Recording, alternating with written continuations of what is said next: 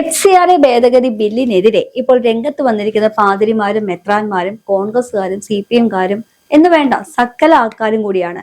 ശരിക്കും പറഞ്ഞു കഴിഞ്ഞാൽ FCRA ഭേദഗതി ബില്ലിനെ ഇവരെല്ലാം കൂടി ഭയക്കുന്നത് എന്തിനാണ്? നമുക്ക് FCRന്റെ ചരിത്രം വെച്ച് നോക്കാം. 1976 ഈ ബില്ല് അടിയന്തരാവസ്ഥയുടെ സമയത്ത് ഇന്ദിരാഗാന്ധി കൊണ്ടുവന്ന. കാരണം ജിയോ പൊളിറ്റിക്സിന്റെ ഭാഗമായിരുന്നു. പിന്നെ ഫോറിൻ ഫണ്ട് റെഗുലേറ്റ് ചെയ്യാനുണ്ടായിരുന്നു.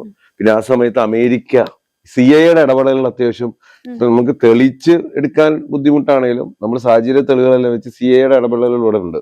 പിന്നെ മിഷണറിമാരും ഇതെല്ലാം തമ്മിൽ ബന്ധമുണ്ട്. അപ്പം അങ്ങനെ കുറെ മിഷണറി ഇപ്പൊ നമ്മൾ ഇപ്പൊ തന്നെ ഒരു തിമോത്തി പ്രോജക്റ്റ് ഒക്കെ നമ്മൾ പറയുന്നുണ്ട്. അതെല്ലാം US ബേസ്ഡ് ബാങ്കുകളിൽ നിന്നൊക്കെ ആ രീതിയിലാണ് വരുന്നത്. അപ്പൊ അവിടെ ഒരു US കണക്ഷൻസ് വരുന്നുണ്ട്. അപ്പൊ ഈ ഒരു കാര്യങ്ങളെല്ലാം കൂടി ചേർത്താണ് ഒരു റെഗുലേഷൻ ഇടാൻ വേണ്ടി ഇന്ദിരാഗാന്ധി ഇത് കൊണ്ടുവന്നത്. ആ സമയത്ത് അടിയന്തരാവസ്ഥ ആയതുകൊണ്ട് ഇവർക്ക് ഒന്നും ചെയ്യാൻ പറ്റില്ല. പിന്നെ അതിനുശേഷം പല അമെന്റ്മെന്റുകൾ വന്ന് തോന്നുന്നതിന് കൃത്യം 16 അതിനുശേഷം 20 വന്നു തോന്നുന്നു.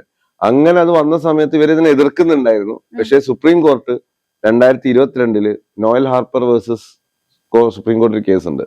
ഇതിൽ സുപ്രീം കോർട്ട് പറയുന്നത് വിദേശ ഫണ്ട് സ്വീകരിച്ച NGO-കളെ കേട്ടോ ഇത്. ഓക്കെ, NGO-കൾക്ക് വിദേശ ഫണ്ട് സ്വീകരിക്കുക എന്നുള്ളത് അവരുടെ മൗലിക അവകാശമൊന്നുമല്ല. ഇത് ഇന്ത്യൻ ഗവൺമെന്റ് സമ്മതിച്ചാൽ അവർ പറഞ്ഞ നിയമത്തിലൂടെ നിങ്ങൾക്ക് സ്വീകരിക്കാം.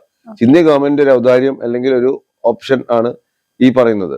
അത് ഇന്ത്യൻ ഗവൺമെന്റ് സ്വീകരിക്കാൻ പറ്റില്ല എന്ന് പറയുന്നത് പറ്റില്ല. ഇത് അവകാശമല്ല, ഇതൊരു മൗലികാവകാശമൊന്നുമല്ല. ഇത് മൗലികാവകാശത്തെ പറ്റി ആൾക്കാർക്ക് പല തെറ്റിദ്ധാരണയുണ്ട്. പല കാര്യങ്ങളും നമ്മളെ മൗലികാവകാശമല്ല, മൗലികാവകാശങ്ങൾ വേറെയാ. അത് കോടതി വ്യക്തമാക്കി കൊടുത്ത കാര്യമാണ്. ഇത് നിങ്ങളുടെ ഫണ്ടമെന്റൽ റൈറ്റ് അല്ല. ഈ ഡൊണേഷൻസ് വിദേശ ഫണ്ടുകൾ സ്വീകരിക്കുക എന്നുള്ളത് ഈ NGO-കൾ എന്നുള്ള എല്ലാ NGO-കളാണ്. അങ്ങനെ അതിനുശേഷം റെഗുലേഷൻസ് വന്നു, പല കാര്യങ്ങൾ വന്നു. ഏകദേശം 37,000 അടുത്ത NGO-കൾ ഉണ്ടായിരുന്നു.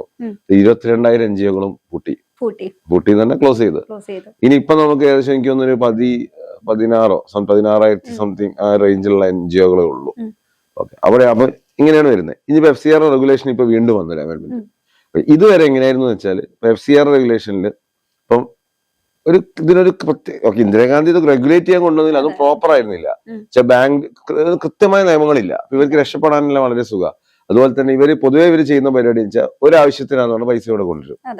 ഫോർ എക്സാമ്പിൾ ആണ് ഇത്. ഒരു നമ്മൾ സ്കൂൾ ഉണ്ടാക്കാന്നുണ്ട് പൈസ കൊണ്ടുവരും. എന്നിട്ട് ആ പൈസ എടുത്തിട്ട് വേറെ ഏതെങ്കിലും കാര്യത്തിന് ചെലവാക്കും. അപ്പൊ സ്കൂൾ ഉണ്ടാക്കാന്നുണ്ടെങ്കിൽ പൈസ വരിക. അതുപോലെ ഒരു 100 കോടി കൊണ്ടുവന്നു അല്ലെങ്കിൽ 10 കോടി കൊണ്ടുവന്നു. അപ്പൊ അതിലൊരു 50% ഇവര് അവരവരുടെ ചെലവെന്ന് പറഞ്ഞുകൊണ്ട് ചെലവാക്കും. പിന്നുള്ള 5 കോടി ആയിരിക്കും ഇവര് കാര്യങ്ങൾക്ക് ചെലവാക്കുക. ഈ ചെലവാക്കുന്നതിന് എന്തിനു ചെലവാക്കുന്നു എന്നുള്ളതൊക്കെ ഒരു വ്യക്തതക്കുറവ് ഭയങ്കരമായിട്ടുണ്ട്. ഏത് ബാങ്ക് അക്കൗണ്ടാ യൂസ് ചെയ്തത്, പിന്നെ ഈ ചെലവാക്കുന്നതും വാങ്ങുന്നതും ചെയ്യുന്ന ആളുകളുടെ ബാക്ക്ഗ്രൗണ്ട്, ഒരു ഹിസ്റ്ററി, ഒരു പ്രീവിയസ് ക്രൈംസോ കാര്യങ്ങളുണ്ടോ, പിന്നെ അതുപോലെ തന്നെ ഇങ്ങനത്തെ പല കാര്യങ്ങളിലും വ്യക്തതക്കുറവുകൾ ഭയങ്കര. അപ്പൊ ഇതെല്ലാം ഒരു ക്ലാരിറ്റി വരുത്താണ് ഗവൺമെന്റ് ചെയ്തത്. ഇനി ആധാർ കാർഡ് കാര്യങ്ങൾ ഓട്ടോമാറ്റിക്കലി ആധാർ കാർഡ് അങ്ങനത്തെ കാര്യങ്ങൾ നിർബന്ധമാണ്. അതിനു പുറമെ FCRA-കൾക്ക് ഈ ആരൊക്കെയാണോ പൈസ വാങ്ങുന്നത് ഇതുമായി ബന്ധപ്പെട്ട എല്ലാവരും ഈ ആക്ടിവിറ്റീസിൽ ഉൾപ്പെട്ട എല്ലാ ആളുകളുടെയും ബാക്ക്ഗ്രൗണ്ട് ചെക്ക് ഉണ്ടാവും. അവർക്ക് കേസുകളോ കാര്യങ്ങളോ നോക്കാം.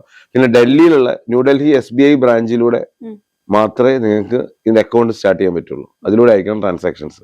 അങ്ങനെ നിയമം വന്നു. പിന്നെ 20% എമൗണ്ട് മാത്രമേ നിങ്ങളുടെ അഡ്മിനിസ്ട്രേഷൻ കോസ്റ്റ് ആയിട്ട് എടുക്കാൻ പറ്റുള്ളൂ. പണ്ട് 50% അങ്ങോട്ട് വെച്ചാൽ നിങ്ങളൊരു 10 കോടി വാങ്ങിയിട്ട് 5 കോടി നിങ്ങളുടെ ചെലവാന്ന് പറഞ്ഞ് എഴുതിയെടുക്കുക അഡ്മിനിസ്ട്രേഷൻ കോസ്റ്റ്. ഇത് പറ്റില്ല. 20% മാത്രം അഡ്മിനിസ്ട്രേറ്റീവ് കോസ്റ്റ് നിന്ന് ബ്ലാ ബ്ലാ ബ്ലാ ആ രീതിയിൽ എടുക്കാൻ പറ്റുള്ളൂ. പിന്നെ അതുപോലെ തന്നെ എനിക്ക് തോന്നുന്ന ലൈസൻസ് എന്തെങ്കിലും പ്രശ്നങ്ങളൊക്കെ വന്നു കഴിഞ്ഞാൽ ലൈസൻസ് കട്ടാക്കും, റദ്ദാക്കും.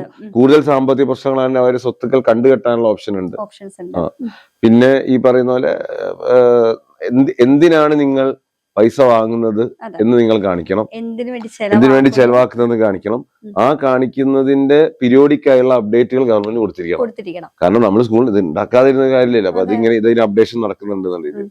കാരണം പല ഫണ്ടുകളും ഇങ്ങനെ രാജ്യവിരുദ്ധ പ്രവർത്തനത്തിനും മതപരിവർത്തനത്തിനൊക്കെ വേണ്ടി ചെലവാകുന്നത്. ഇങ്ങനത്തെ പല ഇഷ്യൂസ് വരുന്നതാണ്. പിന്നെ ഒരു NGO-ക്ക് കിട്ടിയ ഫണ്ട് വേറെ NGO-യിലേക്ക് ട്രാൻസ്ഫർ ചെയ്യാൻ പറ്റില്ല, അതും വന്നിട്ടുണ്ട്. അപ്പം ഇതാണ് വളരെ സിമ്പിളായി പറയുന്നത്. നമ്മൾ വായിച്ചു നോക്കി കഴിഞ്ഞാൽ കുറെ ക്ലോസുകളുണ്ട്. മെയിൻ ആയിട്ടുള്ള കുറച്ച് കാര്യങ്ങൾ ഇതാണ്. അപ്പൊ ഇതിൽ വലിയ പ്രശ്നമൊന്നുമില്ല. നമുക്ക് കേൾക്കുമ്പോഴും എന്തെങ്കിലും പ്രശ്നം തോന്നുന്നുണ്ട്. കാരണം ഇത് വളരെ എന്ന് വെച്ചാൽ നമുക്ക് കൃത്യത വന്നു, പൈസക്ക് കണക്കുകൾ വന്നു, പിന്നെ ബാങ്കിങ് രീതിയിലും ക്ലാരിറ്റി വന്നു, ട്രാൻസ്പെറൻസി വന്നു. പിന്നെ നമുക്ക് കൂടുതൽ നമ്മൾ ഈ ദൂർത്ത് അല്ലെങ്കിൽ അതിന് FCRAക്കുള്ളിൽ നടക്കുന്ന അഴിമതികൾ നിന്നു ഒരു മൊത്തത്തിലൊരു പിടിച്ചുകെട്ടൽ പോലെ വന്നിട്ടുണ്ട് ശരിക്കും. പിടിച്ചു കെട്ടലെന്നല്ല, ആക്ച്വലി അത് റെഗുലേറ്റ് ചെയ്ത് റെഗുലേറ്റ് ചെയ്യാൻ നമ്മൾ നമ്മുടെ നാട്ടിലെ നിയമത്തിനനുസരിച്ച് നമ്മൾ അതിന് നിയമത്തിന് അണ്ടർലൈൻ ഉൾക്കൊള്ളിച്ചു.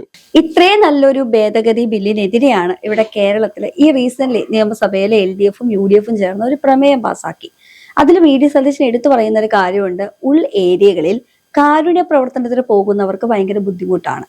അതുപോലെ മെത്രാന്മാർക്ക്, ഡയറക്റ്റ് മെത്രാന്മാർ എന്ന് പറഞ്ഞില്ല, പക്ഷെ ആരാണ് ഇതിനെതിരെ രംഗത്ത് വന്നിരിക്കുന്നത് നമുക്കറിയാം. അവരെ കുറച്ചും കൂടി ഒന്ന് സൂചിപ്പിക്കാൻ വേണ്ടിയിട്ടുള്ള രീതിയിലാണ് VD Satheesan. Christian vote actually VD Satheesan വ്യക്തിപരമായി പ്രശ്നമൊന്നും ഉണ്ടാവില്ല, ആ പാർട്ടികൾക്ക് പ്രത്യേകിച്ച് പ്രശ്നം ഉണ്ടാവില്ല. പക്ഷെ ഇവിടെ ക്രിസ്ത്യൻ ഓക്കെ നമ്മൾ പറയുന്നത് വെച്ചാൽ ഇപ്പൊ ഒരു കുറച്ച് കാര്യങ്ങൾ നമ്മൾ നിയമത്തിന് അണ്ടറിലാക്കുമ്പോൾ അവിടെ ആക്ച്വലി സുതാര്യത വരുന്നു, അല്ലെങ്കിൽ ട്രാൻസ്പെറൻസി വരുന്നു. അതിനെ എതിർക്കുക എന്ന് പറഞ്ഞാൽ അതിനർത്ഥം ഇവിടെ എന്തോ തരികിട ഇവർ ചെയ്യുന്നുണ്ട്, അതുകൊണ്ടാണല്ലോ ഇത് റെഗുലേറ്റ് ചെയ്യുമ്പോൾ എതിർക്കുന്നത്. അപ്പം ഇത് ആക്ച്വലി വളരെ കറക്റ്റ് ആവുകയാണ് ചെയ്തത്. കൃത്യമായി കാര്യങ്ങൾ നിയമങ്ങൾ വന്നു. സോ ഇതിന്റെ പേരിലുള്ള വേറെ പ്രശ്നങ്ങളില്ല. അപ്പം ഇതിനെ എതിർക്കുക എന്ന് പറഞ്ഞാൽ അവിടെ അപ്പൊ പണ്ട് എന്തൊക്കെയോ പ്രശ്നങ്ങൾ, പക്ഷെ എന്താന്ന് അവർ ക്ലാരിറ്റി ഇത് പ്രശ്നമാണെന്ന് പറയല്ലാതെ ഒരു സഭയും ഇതിനെപ്പറ്റി എന്താണ് പ്രശ്നം എന്ന് പറയുന്നില്ല. ഈ കാരുണ്യ പ്രവർത്തനത്തിന് എതിരാണെന്നാണ് പറഞ്ഞത്. ഇതേ കാരുണ്യ പ്രവർത്തനം വെച്ചിട്ടാണ് നമ്മുടെ മധ്യപ്രദേശിലും നോർത്ത് ഇന്ത്യയിലൊക്കെ പലരെയും മതപരിവർത്തനം വേണ്ടി പിടിച്ചത്. ഇപ്പൊ ഈ കാരുണ്യ പ്രവർത്തനം, അതെ, കാരുണ്യ പ്രവർത്തനം നടത്താൻ പോകുന്നവരെ മതം മാറ്റാൻ നോക്കുന്ന എന്തിനാ? മീറ്റിംഗ് കാർഡടച്ചുള്ള ഒരു പരിപാടിയായിരുന്നു കാരുണ്യ പ്രവർത്തനം. ഇവര് പ്രോപ്പർ റീസൺ തരുന്നില്ല. നിങ്ങൾ FCRAക്ക് എന്തുകൊണ്ടാണ് ഇതിലൊരു രസം എന്താ വെച്ചാല് SRA ഫണ്ട് ഏറ്റവും കൂടുതൽ ബാധിക്കുക ക്രിസ്ത്യൻ ആളുകളെയാണ്. മുസ്ലിംസ് ആക്ച്വലി എനിക്ക് തോന്നുന്നു ഇസ്ലാമിന്റെ ഡൊണേഷൻസ് കുറവാണ്. NGOs ഇവരതാണ് കൂടുതൽ. ഇസ്ലാമിന് എനിക്ക് തോന്നുന്നത് അത് US ബേസ്ഡ് ഒന്നല്ലല്ലോ, മിഡിൽ ഈസ്റ്റ് ബേസ്ഡാ. അപ്പൊ അതെനിക്ക് ഞാൻ അറിയില്ല, അതിന് പൈസ അക്കൗണ്ട് ആണോ അക്കൗണ്ട് അല്ല അതിലേക്കും പോകുന്നുണ്ടോ? അല്ല, FCRA എന്ന് പറഞ്ഞാൽ എല്ലാ NGOകളും അതിൽ ബാധകമാണ്. പക്ഷെ ഏറ്റവും കൂടുതൽ എനിക്ക് എന്റെ കണക്കെന്റെ അടുത്തുണ്ട്, ഞാനത് നോക്കണം. ഏറ്റവും കൂടുതൽ ക്രിസ്ത്യൻ NGOs ആണുള്ളത്. അപ്പൊ ഇവരെയാണത് ബാധിക്കുന്നത്, അതുകൊണ്ട് ഇവർ സൈലന്റാ, അവരത് അത്ര ബാധിക്കില്ല. അപ്പൊ ഇതിലൊരു പ്രശ്നം വെച്ചാൽ ഇവരിത് കാർഡടച്ച് വെടിവെക്കുന്നവരെ FCRA അമെന്റ്മെന്റില് എന്താണ് പ്രോബ്ലം എന്ന് സ്പെസിഫിക് ആയിട്ട് ആരും പറഞ്ഞിട്ടില്ല. അവരിങ്ങനെ മൊത്തത്തിൽ ഇത് പ്രശ്നമാണ് അങ്ങനെയാണ്, അതല്ല പ്രോപ്പർ ആയിട്ട് പറയണം ഇതാണ്. അപ്പൊ ഗവൺമെന്റിന് വെച്ചാൽ ക്രിസ്ത്യൻ വോട്ടുകൾ കിട്ടുന്ന വോട്ടുകൾ കിട്ടിക്കോട്ടെ, അത് എല്ലാ ഗവൺമെന്റും. മുന്നേ വോട്ട് ബാങ്കുകൾക്ക് വേണ്ടിയിട്ട് നമ്മുടെ 2019 CAA ബില്ല് പാസ്സാക്കി കഴിഞ്ഞപ്പോൾ കേന്ദ്രം അതിനെതിരെ ഇവിടെ കേരളത്തിൽ പ്രമേയം പാസ്സാക്കിയതാ. അതേപോലെ SIR വന്നു കഴിഞ്ഞപ്പോൾ അതിനെ പ്രമേയം പാസ്സാക്കിയതാ. അപ്പൊ ചില നോട്ടഡ് ആയിട്ടുള്ള സാധനങ്ങൾക്ക് വേണ്ടി മാത്രമാണ് ഇവരിവിടെ പ്രമേയം പാസ്സാക്കുന്നത്. വോട്ട് ബാങ്കിന് വേണ്ടിയുള്ള പ്രമേയം. പക്ഷെ പ്രമേയം പാസ്സാക്കിയുള്ള ഒരു ഗുണമൊന്നുമില്ല. ജസ്റ്റ് ഒരു സഭ റെക്കോർഡ്സ് ഞങ്ങൾ ഇതാ പാസ്സാക്കി, നമ്മൾ തീരുമാനം ഇതാന്ന് അറിയിക്കാനാ ചെയ്യുന്നത്. പക്ഷെ അതൊന്നും നിയമത്തെ ബാധിക്കാനൊന്നും പോകുന്നില്ല. ഇപ്പൊ CAA പാസ്സാക്കി SIR എന്തായി? അത് പക്ഷെ ഇവര് ന്യൂനപക്ഷ വോട്ട് ഇവർക്ക് എവിടുന്നാണോ വോട്ട് വേണ്ടത് ആ വോട്ടിന് വേണ്ടി ഒരു ഐക്യദാർഢ്യം കൊടുക്കുകയാണ്. അപ്പൊ ആ വോട്ട് കിട്ടിയാലോ എന്ന് വിചാരിച്ചിട്ട്. കാരണം ഇപ്പൊ തന്നെ കോൺഗ്രസ് അധികാരത്തിൽ വന്നു കഴിഞ്ഞപ്പോ ഫിഷറീസിന്റെ ആ ഒരു മന്ത്രി പദം സഭയ്ക്ക് വേണം, സഭയ്ക്ക് കൊടുത്തില്ല, അങ്ങനെയൊക്കെ പല പ്രശ്നങ്ങളൊക്കെ ഉണ്ടായത്. മെയിനായിട്ടുള്ള ഒരു കാര്യമുണ്ട്, നമ്മുടെ എറണാകുളത്ത് മേയറിനെ തെരഞ്ഞെടുക്കാനായിട്ട് ഇവിടെ സഭയുടെ ലത്തീൻ സഭയുടെ അതിലുള്ള ആൾക്കാരെ മാത്രം തെരഞ്ഞെടുക്കണമെന്നുണ്ട്. അപ്പൊ ലത്തീൻ സഭയിലേക്ക് ചുരുങ്ങിപ്പോയോ കോൺഗ്രസ്സുകാര്? പറയാം, കോൺഗ്രസ്സുകാർ ഓൾറെഡി ഒരിങ്ങനെ ഏതെങ്കിലും ഒരു ഗ്യാപ്പ് കിട്ടി അവിടേക്ക് ചുരുങ്ങാൻ നോക്കുന്നില്ല. ഇതിൽ വേറൊരു കാര്യമുണ്ട്, നമ്മൾ വഖഫ് ബോർഡ് എന്നൊക്കെ പറയുന്ന പോലെ ആക്ച്വലി ഇതുപോലൊരു ബോർഡ് ക്രിസ്ത്യൻ സഭകൾക്കില്ല. ഇസ്ലാമിന്റെയും ഹിന്ദുയിസത്തിന്റെയും അല്ലെങ്കിൽ ഈ പറഞ്ഞ ഹിന്ദു ഈ ട്രാൻസാക്ഷണലായ കാര്യങ്ങള്, ഫൈനാൻഷ്യൽ കാര്യങ്ങളൊക്കെ ഓൾറെഡി നമുക്കൊരു വ്യക്തത ഉണ്ട്. അമ്പലങ്ങളില് ഫണ്ടിന്റെ കാര്യത്തിൽ ഗവൺമെന്റിന്റെ റെഗുലേഷൻ ഉണ്ട്. ഇസ്ലാമിന് വഖഫ് ആണെങ്കിലും ഒരു ബോർഡും കാര്യങ്ങളൊക്കെ ആയിട്ട് അതിലൊരു സെൻട്രലൈസ് യൂണിറ്റ് ഉണ്ട്. അതിന്റെ ഉള്ളിൽ പ്രശ്നങ്ങൾ ഉണ്ടെങ്കിലും ക്രിസ്ത്യാനിറ്റി അങ്ങനത്തെ ഒരു സാധനം ഇന്ത്യയിൽ ഇല്ല. അവരെന്ന് വെച്ചാൽ അവരെങ്ങനെ അഴിച്ചു വിട്ടിരിക്കുക, അവരുടെ സഭകൾക്ക് ഒരു യൂണിറ്റ് ഇല്ല. അവരെത്ര അവർക്കാണ് ഏറ്റവും കൂടുതൽ ഫൈനാൻഷ്യൽ ഇതുള്ളത് ഇന്ത്യയിൽ. ഏറ്റവും കൂടുതൽ അസറ്റ്സ് ഉള്ളത് ക്രിസ്ത്യാനിറ്റിക്കാണ്. എനിക്ക് തോന്നുന്നു ഇന്ത്യൻ ആർമി കഴിഞ്ഞാൽ ക്രിസ്ത്യൻ അങ്ങനെ എന്തോ ആണ് ഇന്ത്യൻ ഇതിനകം. അപ്പം ഈ അവർക്ക് ഇതിനൊരു സെൻട്രലൈസ് ചെയ്തില്ല, കണക്കില്ല, കാര്യമില്ല, ഒന്നുമില്ല. ഇസ്ലാമിനൊക്കെ ബാക്കിയൊക്കെ ഏറെക്കുള്ള റെഡി, അതിന്റെ ഉള്ളിൽ ചെറിയ മാറ്റങ്ങൾ വരുത്തേണ്ടതുള്ളൂ. അപ്പം ശരിക്കും ക്രിസ്ത്യൻ സഭകളുടെ സ്വത്തുക്കളും കാര്യങ്ങൾക്കും ഒരു, കാരണം ഇതൊരു രാജ്യമാണ്, ഈ രാജ്യത്തിനുള്ളിൽ സാമ്പത്തികമായുള്ള പല കാര്യങ്ങൾക്കും കണക്കുകൾ വേണം. നിങ്ങൾ അക്കൗണ്ടബിൾ ആയിരിക്കണം, ട്രാൻസ്പെറൻസി വേണം. ഇത് ഇവിടെ പ്രവർത്തിക്കണമെങ്കിൽ അത് വേണം.